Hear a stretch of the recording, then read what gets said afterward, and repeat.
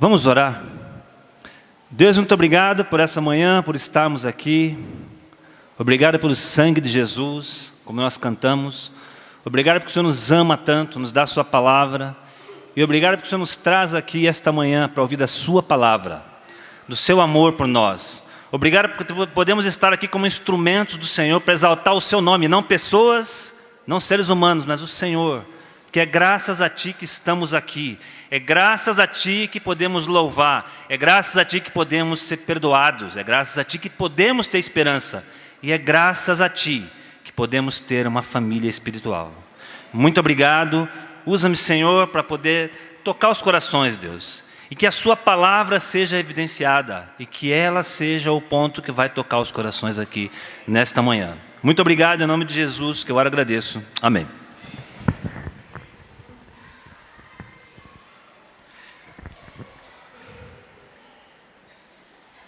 Amém. Foi muito especial estar aqui ontem com os casados. Falamos sobre várias coisas de casados. E foi muito especial. Quero agradecer a todos que puderam estar. Quem não pôde estar, por favor, converse com quem esteve, porque foi muito especial. E cada vez mais precisamos saber lidar com naturalidade e espiritualidade nos detalhes que estão nos nossos casamentos, com naturalidade e espiritualidade, entendendo que Deus criou o casamento. E Deus também criou a família, e é sobre isso que vamos falar nesta manhã. Tinha uma foto de família aí? Isso!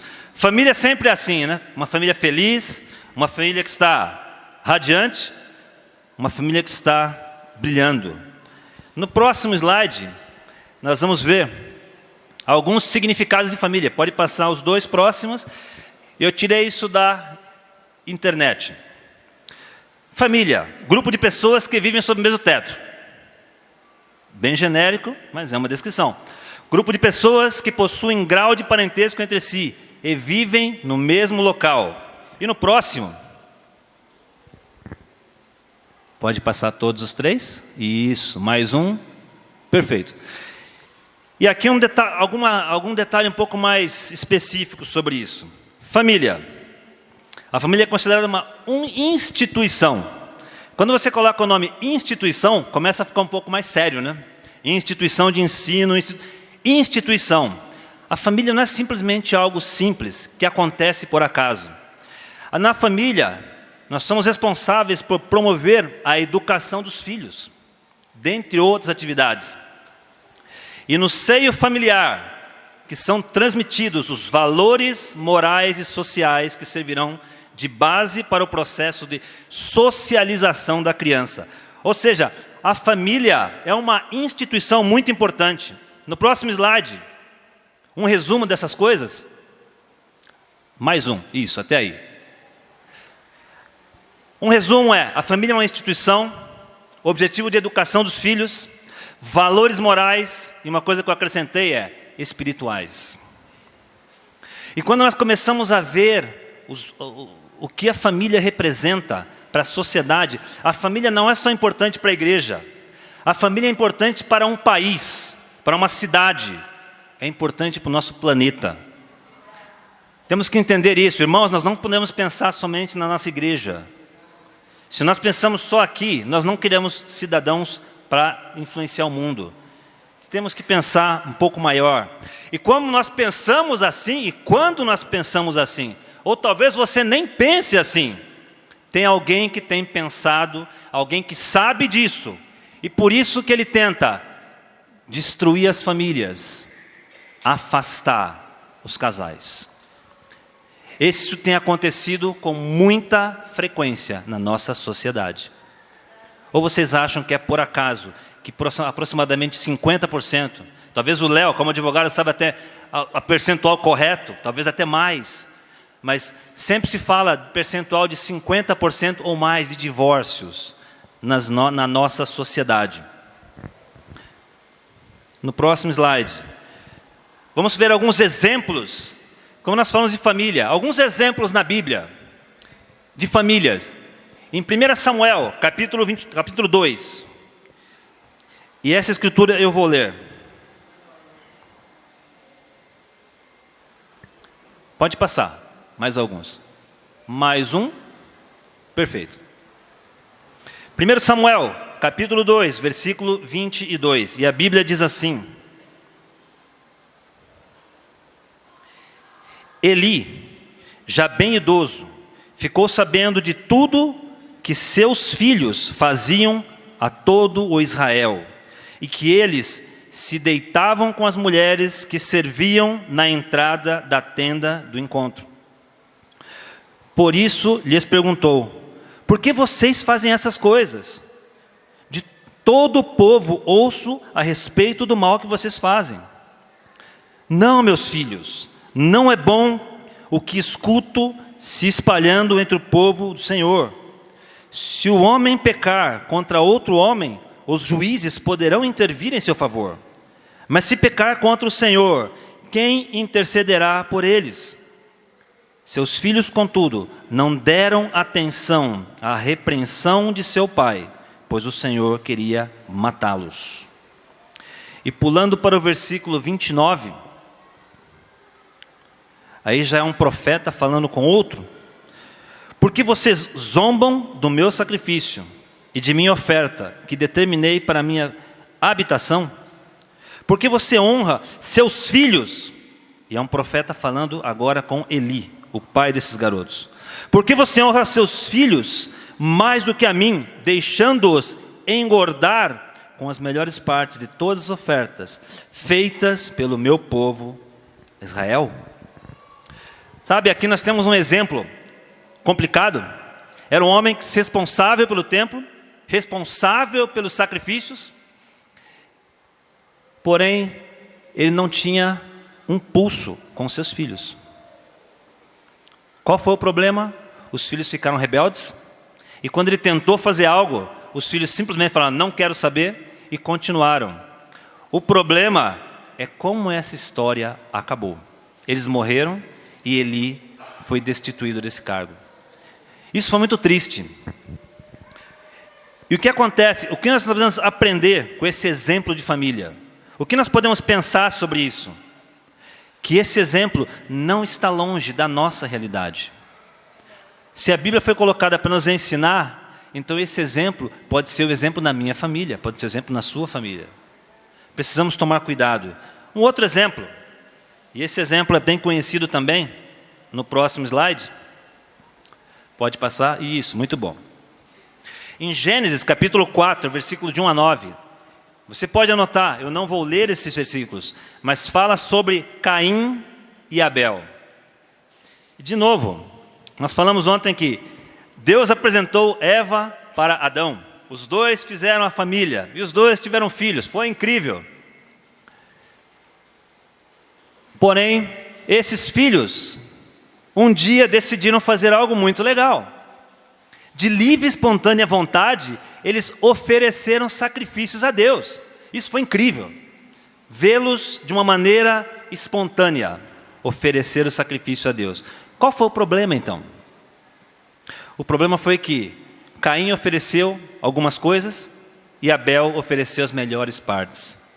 E Deus observou isso e falou: olha, acho que eu preciso ensinar alguma coisa aqui. Parece um pouco cruel, se você for pensar, mas Deus amou Caim. E é interessante que nessa história, não é Adão nem Eva quem vai falar com Caim. Foi o próprio Deus. Deus chamou Caim. Imagina Deus chamando seu filho: ei, vem cá, deixa eu conversar com você. Não deixa seu coração ficar fechado. Não deixe seu coração endurecer. Mas Caim não deu ouvidos a Deus. Olha como é sério a família. Uma família que começou abençoada por Deus. Deus apresentou um para o outro. Foi incrível. Mas olha só como é importante a nossa influência. Porém, meus queridos, há de se destacar que apesar da nossa influência como pais, todos têm responsabilidade por seus pecados. E nós temos que também entender isso. Jovens, solteiros, casados, qualquer um, todos nós somos responsáveis por nossos pecados. Não podemos instituir que puxa, porque meu pai, é ele o responsável. Nós somos responsáveis. Tanto é que quem sofreu a consequência aqui foi Caim. Apesar de Abel ter perdido a vida. No próximo, no Gênesis 37, de 1 a 11. Também é uma história conhecida. José, o sonhador. Mas porém José tinha uma particularidade. O pai gostava mais dele que dos outros irmãos. E ele deixava isso muito claro. Tanto é que a gente pode ver na foto da esquerda, José ganhando a melhor túnica. E na foto da direita, os irmãos não estavam muito satisfeitos com isso. Todo mundo ganhou a coisa normal e José ganhou o melhor. Qual foi o problema? Havia distinção. Eu amo mais meu filho A do que o B ou o C. Havia uma distinção. E isso criou algo ruim na família. Quem estava por trás disso? Satanás. Quando nós não ficamos atentos àquela questão de Satanás destruir as famílias, ele é sutil. E ele entra. Não tem só esses exemplos, tem vários outros. Eu citei 3 para a gente ter uma noção. Mas se você for pegar na Bíblia, você vê tantos exemplos de famílias em que as coisas não deram muito certo. E por que Deus deixou lá? Deus deixou lá para nos ensinar. Em Salmos, próximo slide. Pode passar. Muito bom. Em Salmo 127, versículo 3 e 4. Os filhos são herança do Senhor, uma recompensa que Ele dá. Como flechas nas mãos dos guerreiros, são os filhos nascidos na juventude. Como é feliz o homem, cuja aljava está cheia deles. Não será humilhado quando enfrentar seus inimigos no tribunal. Sabe, irmãos, a gente precisa pensar sobre uma família e uma família com Deus. A família não é só o casal. Falamos de intimidade ontem, mas precisamos falar também sobre filhos e entender que a família tem que estar com Deus. A intimidade é uma parte do casamento. Nossos filhos é uma outra parte do casamento. Nosso relacionamento com Deus é outra parte do casamento. Ou seja, não podemos pensar numa fatia só da pizza, digamos assim, mas precisamos pensar nela como um todo. E é para isso que Deus nos chamou, para cuidar da instituição que é a família, que é a nossa família. E quando ele fala, os filhos são herança do Senhor, irmãos, Deus nos deu os nossos filhos. Deus nos deu. Não vieram pela cegonha, não aconteceu por acaso. Deus nos deu. Fernandes, mas você não sabe, aconteceu isso, eu não podia. Deus nos deu os nossos filhos. Isso tem que ser nossa convicção. De que forma Deus trabalhou e Ele te deu um filho. E nossos filhos são o quê? Flechas. Arthur, você é uma flecha. Igor, não ri não, você também. Cauã, também não escapa.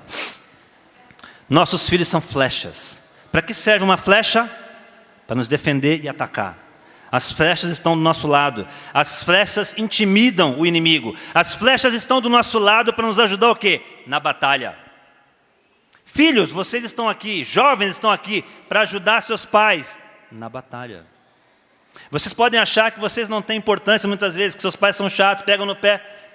Vocês são flechas, vocês são super importantes. Próximo slide, Josué,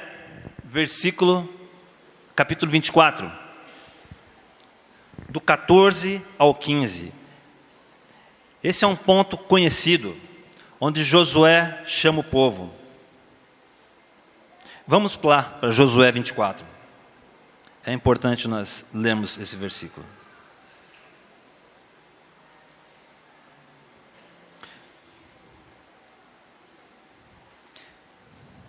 Estou apanhando a minha Bíblia no celular, né?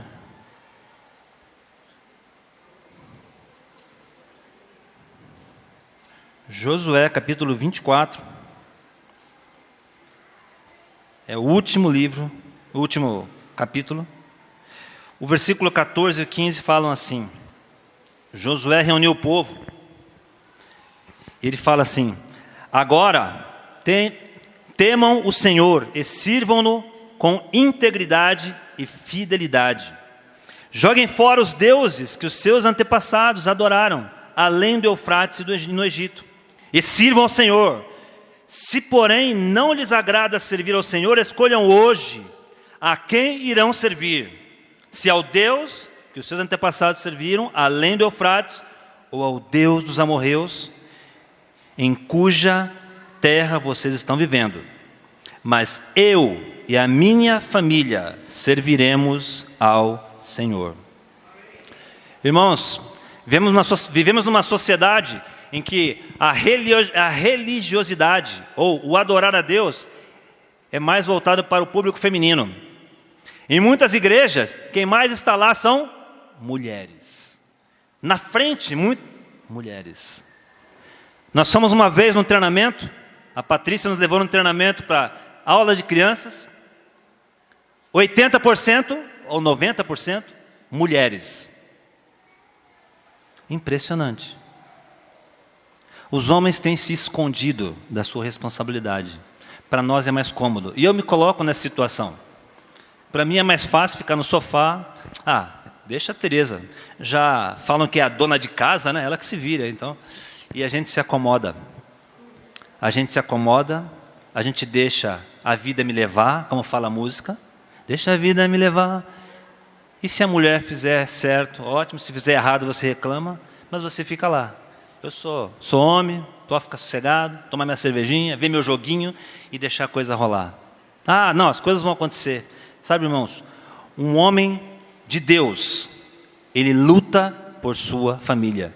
Josué, ele se levantou diante do povo, ele bateu no peito e falou: mas a minha família vai servir a Deus.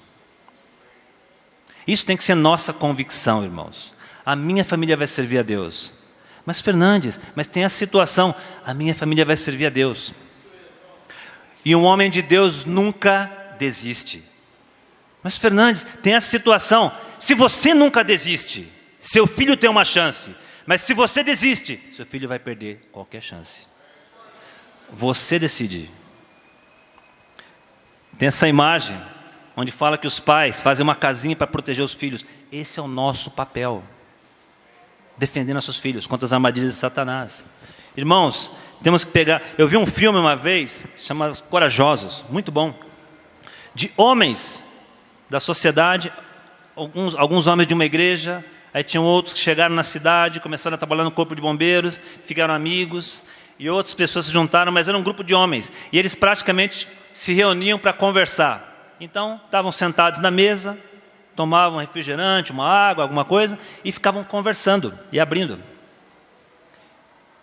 E esses homens, todos eles acabaram se convertendo, com exceção de um, que se afastou por causa de um erro, de um crime, mas os demais se converteram a Deus.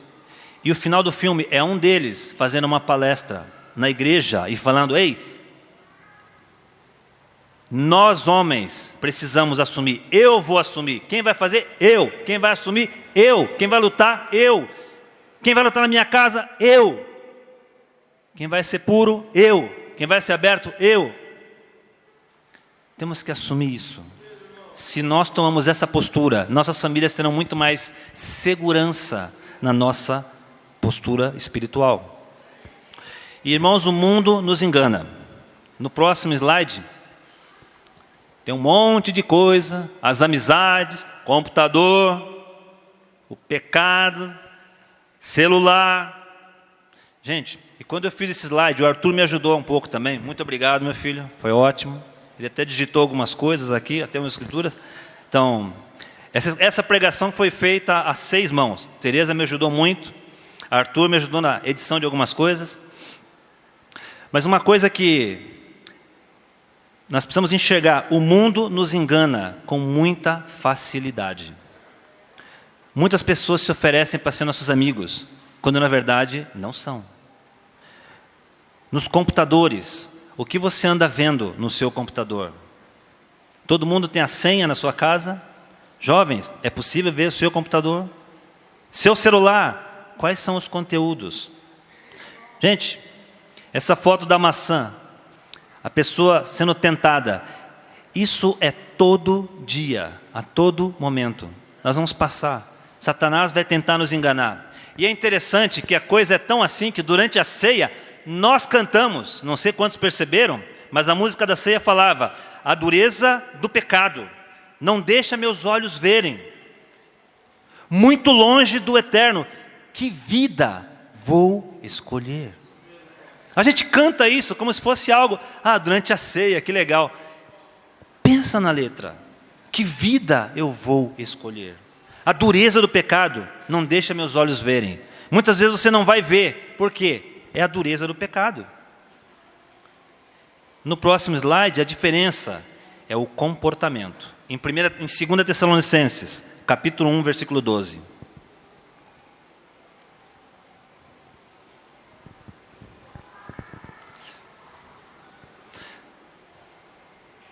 Assim, o nome de nosso Senhor Jesus será glorificado em vocês, e vocês nele, segundo a graça de nosso Deus e de nosso Senhor Jesus Cristo.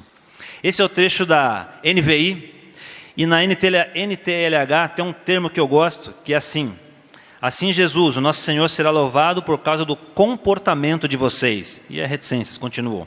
É basicamente uma explicação do trecho anterior, mas são semelhantes. Mas Jesus será louvado pelo nosso comportamento. Não adianta simplesmente eu falar que amo a Deus.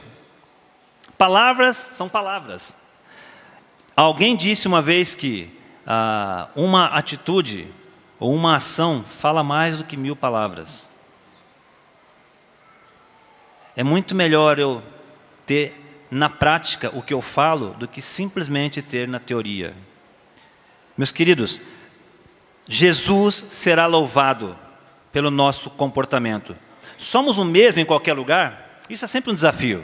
Vai ser fácil? Nunca vai ser fácil. Você vai ter os desafios, mas somos os mesmos? Esse desafio é para todos nós. É difícil ser o mesmo no trabalho, é difícil ser o mesmo no trânsito. Eu digo, às vezes eu sou impaciente no trânsito. Minha família já viu, está até rindo, né, meu filho? Eu luto, às vezes. Às vezes eu estou calmo, mas às vezes eu luto. No trabalho, é tranquilo, mas às vezes eu luto. Essa semana perdi a paciência com algumas situações. Numa reunião, tive uma dificuldade e fiquei impaciente com uma situação. No passado, tive uma situação no trabalho, em um relacionamento. Não estava bem no casamento, nós estávamos discutindo demais, não estávamos abrindo, pedindo ajuda. Comecei a ter sentimentos e interesse por uma mulher no meu trabalho. E isso começou a crescer e tivemos que lidar com isso. Por quê? Não estava lidando com o meu comportamento. Não estava lidando com o meu casamento. E Satanás estava fazendo o quê com nossa família? Abrindo, tirando, destruindo. Esse é um dos enganos que Satanás vai colocar. E quando você está na situação, muitas vezes é difícil. Eu percebi, era difícil enxergar. Tive que orar, pensar. Era mais fácil ver as desculpas de Satanás. Puxa, mas não me dá atenção. Puxa, mais isso. Puxa, mais aquilo. Do que ouvir os conselhos espirituais. Nosso coração é duro. Como falou a música na ceia. Que caminho vamos escolher? Eu decidi ficar. Eu decidi lutar. Vamos pecar? Vamos. Mas vamos nos arrepender e mudar. Sair nunca vai ser opção. Nunca deve ser opção. Vamos lutar. Vamos abrir. Falamos ontem, a gente teve um bate-papo na sexta, o Vinícius colocou uma frase bem interessante. Falou assim, Satanás, ele não é muito criativo. Ele é chato, mas não é muito criativo. Então o que ele faz? Ele aproveita a escuridão. Se tiver escuro, ele fica lá, né? Fazendo, tal, provocando. Se você acende a luz, ele se esconde. Por quê? Porque não aguenta a luz. Se você traz tudo para a luz, Satanás perde o poder. Não se engana, a única coisa que ele não quer é que você traga para a luz. Traz para a luz.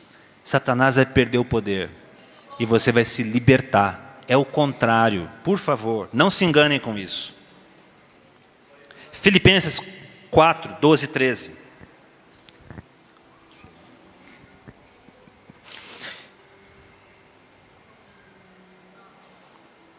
Essa escritura eu só vou ler, está aqui, mas... Sei o que é passar necessidade e sei o que é ter fartura. Aprendi o segredo de viver contente em toda e qualquer situação. Seja bem alimentado, seja com fome. Seja muito, tendo muito, ou passando necessidade. Tudo posso naquele que me fortalece. Alguém já ouviu aqui? Não, você não pode. Não dá. Às vezes você está passando por uma situação e fala, é impossível. Marcelo, você não sabe. Marcão, esquece, cara. Isso daí é... Claudião. Zé, você não está no meu lugar para saber o que eu estou passando. Isso não dá. Sabe? Tudo posso naquele que me fortalece. Se estamos perto de Deus, se estamos buscando ajuda, a luz vai se acender e você vai vencer. Você vai avançar. Mas não se engana. Quem nos fortalece é Deus. Como o Denis comentou, na ceia, somos fracos. Quem nos fortalece é Deus. Não acha que você é um ser humano poderoso. Nós somos fracos, falhos. Em Colossenses, capítulo 2, dos 6 a 7. E essa escritura, com ela, eu vou encerrar as escrituras.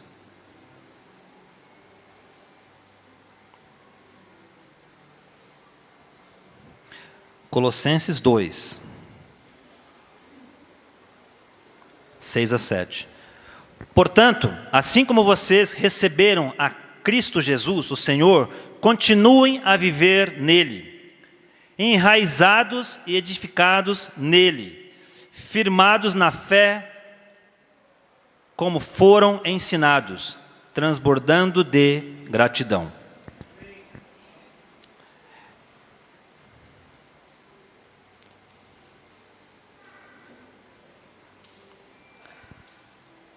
Desculpa, tem mais uma escritura depois dessa. Mas Colossenses, ele fala sobre o coração grato. Irmãos, a gratidão é tão difícil. Eu sou engenheiro. Muitas vezes eu sou pago para fiscalizar a coisa. Então eu sou pago para achar muitas vezes o erro. Só que aí eu não consigo desligar o botão quando eu chego em casa. Aí eu começo a achar os erros. Ué, mas o que é isso? Arthur, vai arrumar a cama, não sei o quê. E fico um chato. E perco a gratidão por minha família. A minha esposa está concordando lá. Ó. Eu perco a gratidão,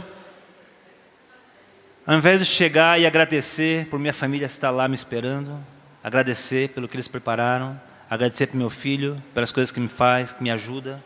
Agradecer pelo jogo de bola que às vezes a gente brinca juntos. Agradecer por tantas coisas. Pela alegria que é estar com eles. Quão especial é minha família. Então, a gratidão. A gente é muito cobrão, né? A gente gosta de cobrar. Cobra. Gente, tenta exercitar a gratidão na sua família. Tenta agradecer. Antes de falar os erros, tenta agradecer. Outro dia eu estava lá numa situação... Foi com meu filho. Eu pensei, puxa, foi uma situação complicada. Eu falei, e agora? O que eu faço? Falei, bom, calma. Deixa eu ter paciência, deixa eu lidar com calma. Depois nós vamos falar sobre isso. No momento, eu fiquei irritado. Falei, deixa eu acalmar, orar e vamos juntos para casa e resolvemos depois. Foi a melhor coisa. Na hora, muitas vezes, nós ficamos com raiva, explodimos, e aí nós destruímos um ao outro. Precisamos lidar. E a gratidão vai nos ajudar. Agora sim, Efésios, capítulo 6. Do 10 ao 18, nós não vamos ler tudo isso, mas aqui fala, no versículo 13, por isso, vistam toda a armadura de Deus, para que possam resistir no dia mau, e permanecerem inabaláveis, depois de terem feito tudo. Sabe, estamos em uma guerra. E numa guerra, não dá para colocar só o sapato, né? Você já viu um soldado indo para a guerra só com o sapato? Você olha para ele e fala, cadê o capacete? E o colete? Você não vê. Um dia eu estava no Rio de Janeiro e fui lá em dezembro, por causa de uma atividade que meu filho foi fazer lá, e eu estava andando em frente ao Maracanã. E aí encontrei um cara, 2x2, tipo Rambo, uma metralhadora aqui, bota, os caras estavam preparados para a guerra. Eu fiquei até assim de conversar com ele. Falei, esse cara vai... Foi super simpático, mas estava preparado. Por quê? Porque aquela atividade exigia isso. Às vezes nós vamos para a guerra, a gente vai para a guerra descalço. E aí acha que vai dar tudo certo.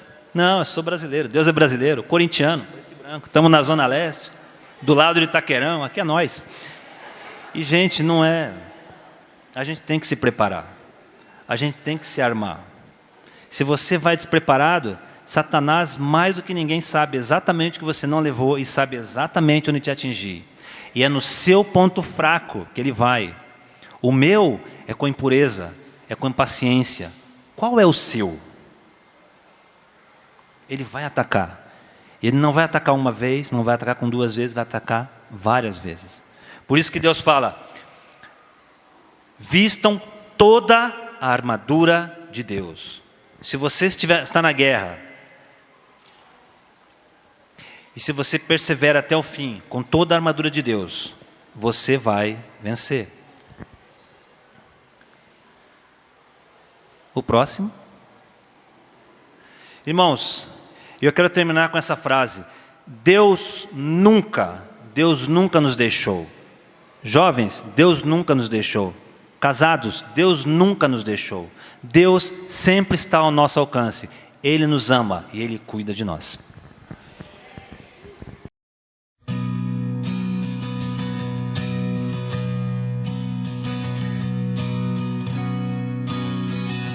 Ainda que eu ande pelo vale da sombra da morte, o teu amor lança fora o medo.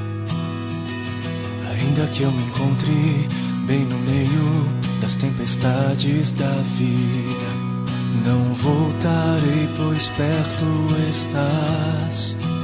Eu não temerei o mal, pois o meu Deus comigo está. Se o meu Deus comigo está, a quem eu temerei? A quem eu temerei? Oh, não, nunca me deixou na tempestade ou na paz. Oh, não, nunca me deixou quando bem ou quando mal. Oh, não, nunca me deixou. Oh, o Senhor nunca me deixou.